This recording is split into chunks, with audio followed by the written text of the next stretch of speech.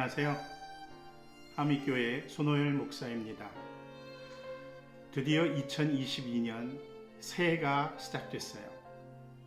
특히 오늘은 첫 번째 맞이하는 주일입니다. 무언가 새롭게 시작한다는 것은 설레는 마음, 기대하는 마음, 걱정스러운 마음, 불안한 마음이 공존하죠. 여러분들은 이런 마음 가운데 어떤 마음이 가장 큰가요? 전 기대하는 마음이 가장 큽니다. 올 한 해는 하나님이 어떤 은혜를 주실까? 난 어떻게 하나님을 미소 짓게 할까? 이런 마음들이 기대로 바뀌어요. 여러분들도 하나님의 말씀을 통해서 걱정스럽고 부정적인 마음보다는 오히려 설레고 기대하는 마음으로 올 한 해를 살았으면 좋겠습니다. 오늘 성경 말씀은 마태복음 5장 8절입니다. 마음이 깨끗한 사람은 복이 있다. 그들이 하나님을 볼 것이다. 예수님의 가르침은 계속해서 이어집니다. 깨끗한 사람은 복이 있다. 예수님의 가르침은 언제나 내면적이고 마음에 있습니다. 그래서 본문 성경처럼 마음이 깨끗한 사람은 복이 있다라고 말씀하고 있는 거예요. 겉이 아니에요. 겉을 강조하다 보면 많은 사람들이 하나님의 나라에서 배제되게 됩니다. 시편 기자도 시편 24편 3절과 4절에 하나님의 거룩한 산에 오를 자 누구인가 라는 질문을 던지고 손이 깨끗하고 마음이 청결한 자가 하나님의 산에 오를 수 있다라고 대답을 하죠. 사실 예수님과 대적을 이루었던 바리새인들은 외적인 것, 외식적인 정결함을 참 많이 강조했어요. 그래서 예수님은 누가복음 11장 39절에서 그러나 주님께서는 그에게 말씀하셨다. 지금 너희 바리새파 사람들은 잔과 접시의 겉은 깨끗하게 하지만 너희 속에는 탐욕과 악독이 가득하다라고 하시며 야단을 치셨어요. 심지어 그들을 향해서 회칠한 무덤이라고까지 표현을 하십니다. 회를 칠해서 깨끗하게 보이는 무덤이지만 그 속에는 썩은 시체들이 있는 더러운 곳이라는 거죠. 예수님은 이처럼 겉만 깨끗하고 화려하지만 속은 탐욕과 욕심으로 가득 찬 사람을 경멸하셨어요. 비록 겉은 더럽지만 하나님의 말씀으로 마음을 정화시켜 나가며 그렇게 살려고 노력하는 사람들이 복되다라고 말씀하고 있죠. 그럼 예수님께서 말씀하신 깨끗함이란 무엇일까요? 시편 24편 4절 하반절을 보면 헛된 우상에게 마음이 팔리지 않고 거짓 맹세를 하지 않는 사람이다 라고 말하고 있어요. 사람과 하나님 앞에서 정직하다라는 거죠. 하나님과 사람을 기만하지 않는다라는 겁니다.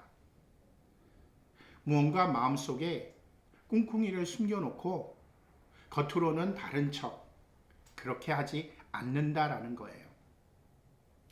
공적이든 사적이든 모든 것에 있어서 투명한 사람이다라는 겁니다. 이것이 깨끗한 사람이라는 거예요. 이 깨끗함에는 특징이 있어요. 아마 여러분들도 이런 실험 해보셨을 겁니다. 비커에다가 맑은 물을 담고 스포이드로 물감 한 방울을 떨어뜨려요. 그러면 이 물감이 떨어지면서 분명하게 색이 드러났다가 흩어지며 사라지죠. 마음이 깨끗한 사람은 마치 비커 속에 들어있는 물과 같습니다. 자기에게 떨어진 물감을 선명하게 드러내죠. 마찬가지로 자기 마음속에 들어온 죄에 대해서 금방 인식하고 민감하게 반응합니다. 죄를 금방 깨닫기 때문에 하나님 앞에 금방 회개하고 죄의 문제를 풀어가죠. 하나님 앞에서도 정직하기 때문에 죄에 대해서도 맞설 수가 있는 겁니다. 아울러서 자기에게만 그런 것이 아니고요. 자기가 속해 있는 공동체의 범죄에 대해서도 금방 인식하고 해결할 수 있는 그런 정화의 능력도 있다라는 거죠. 두 번째 특징은 그 깨끗함으로 인해서 다른 사람과 사물들을 명확하게 볼 수 있다는 겁니다. 여러분들 창문 청소해 보셨죠? 오랫동안 창문을 청소하지 않으면 창문에 먼지가 묻고 묻어서 뿌옇게 창문이 변합니다. 그렇게 뿌옇게 변한 창문을 통해서 밖을 내다보면 밖이 명확하게 보이지 않아요. 지나가는 사람도 사물도 그렇죠. 그래서 청소를 하리라 마음 먹고 열심히 창문을 닦고 닦으면 점점 깨끗해져요. 깨끗해지면 깨끗해질수록 밖이 명확히 보이고 사람과 사람이 뚜렷하게 보이게 됩니다. 이처럼 깨끗한 마음은 더러워진 마음으로 볼 수 없는 것을 볼 수 있게 합니다. 이렇게 볼 수 없는 것을 보게 하는 것이 복이라고 그랬고요. 그 볼 수 없는 것이 바로 하나님이세요. 하나님은 너무 깨끗한 분이시기 때문에 그 깨끗함을 넘어서 몸에서 광채가 납니다. 그 광채로 인해서 더러운 인간이 하나님을 볼 수 없게 되는 거예요. 하지만 우리들의 마음이 깨끗해지면 그 광채 너머에 있는 하나님을 명확하게 보게 된다는 거죠. 하나님을 본다는 것 얼마나 놀라운 복입니까? 근데 아쉽게도 우리들은 하나님을 볼 수 있는 이 완벽하고 완전한 깨끗한 마음을 이 세상에서 아직 이룰 수가 없다는 거죠. 왜냐하면 여러분들도 아시다시피 이 세상은 죄악으로 가득 차 있기 때문에 그래요. 더러운 물로 가득 찬 곳에 깨끗한 물을 부어 보세요. 더러운 물이 깨끗한 물이 되기보다 오히려 깨끗한 물이 더러운 물이 돼버리고 말죠. 우리 그리스도인들이 얼마나 깨끗한 마음을 유지하려고 죄악에 대해서 민감히 반응하고 하나님 앞에 회개하는 삶을 살려고 노력하고 있어요. 그럼에도 불구하고 깨끗한 마음을 유지하기보다는 오히려 그 마음이 탁해지고 더러워지는 것을 느낄 수가 있습니다. 절망스럽고 주저앉고 싶어요. 여러분만 그런 거 아닙니다. 저도 마찬가지예요. 목사인 저도 여러분과 다를 바가 없습니다. 저는 이 말씀을 준비하면서 지금 내 마음이 하나님을 볼 만큼 완벽한 깨끗함은 아니지만 그래도 깨끗한 마음인가? 라는 질문을 던졌습니다. 왜냐하면 지난 4월 달에 개척하라는 제2의 소명을 가슴 뜨겁게 주님으로부터 받았거든요. 정말 뭐든지 할 수 있을 것 같았어요. 그래서 부산으로 내려왔고 교회를 개척했습니다. 다시 한번 깨끗한 마음을 가지고 살아가자. 그런 마음으로 내려온 거죠.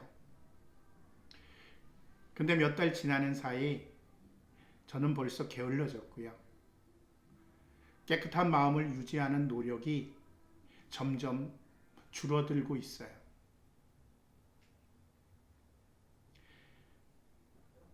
여러분들과 다르지 않죠? 어느 순간 안이해지고 죄와 타협하고 회개하지 않고 하나님 앞에 무릎 꿇는 시간이 줄어들고 어떻게 깨끗한 마음을 유지하겠어요? 저만 또 그런가요? 성경을 찾아봐도 이스라엘 백성들의 모습만 봐도 저희들과 별반 다르지 않음을 느낄 수 있잖아요. 모세를 통해서 출애굽의 기적을 경험한 이스라엘 백성들, 아마 그들의 마음은 하나님을 보는 것처럼 깨끗한 마음이었을 거고 하나님의 나라를 건설하겠다는 그런 다짐과 그런 마음으로 출애굽했을 겁니다. 그러나 출애굽하고 나서 광야에서 이미 죄와 타협하게 되고요. 하나님을 기만하게 되는 정직하지 못한 그런 모습을 이스라엘 백성들은 보였어요. 우리들은 완벽하게 깨끗한 마음을 유지할 수도 소유할 수도 지금은 없습니다. 하지만 우리들은 지금도 깨끗한 마음으로 살려고, 정직한 마음으로 살려고, 하나님을 기만하거나 사람을 기만하지 않기 위해서 노력하는 삶을 살아야 한다는 겁니다. 전 지금도 깨끗한 마음이 되려고 죄에 대해서 민감하게 반응하려고 노력합니다. 하나님 앞에 회개합니다. 매일같이 반복되는 일이라도 그렇게 합니다. 왜냐하면 예수님께서는 제자들이 깨끗한 마음으로 하나님 보기를 원하세요. 그래서 그 당시의 제자들에게도 깨끗한 마음을 가지라고 가르치셨죠. 우린 비록 지금 하나님을 보는 그런 완벽한 깨끗한 마음을 소유하진 못하더라도 예수님의 이런 마음을 품고 살아야 돼요. 그래서 좀 더 깨끗한 마음을 가지려고 죄에 대해서 민감하게 반응하고 하나님 앞에 회개해야 됩니다.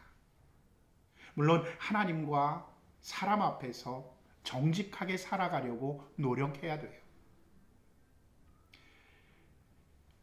물론 깨끗해졌다 다시 더러워졌다, 깨끗해졌다 다시 더러워졌다 하는 반복될 수도 있습니다. 그러나 예수님이 품으신 그 마음을 우리가 깨닫고 오늘도 깨끗해지기 위해서 노력하는 저와 여러분들이 되길 간절히 바라고 소원합니다. 이 시간 하나님, 제가 하나님 앞과 사람 앞에서 정직하기를 원합니다. 죄에 매몰되어서 깨끗한 마음을 잃지 않도록 도와주옵소서. 이렇게 기도하겠습니다.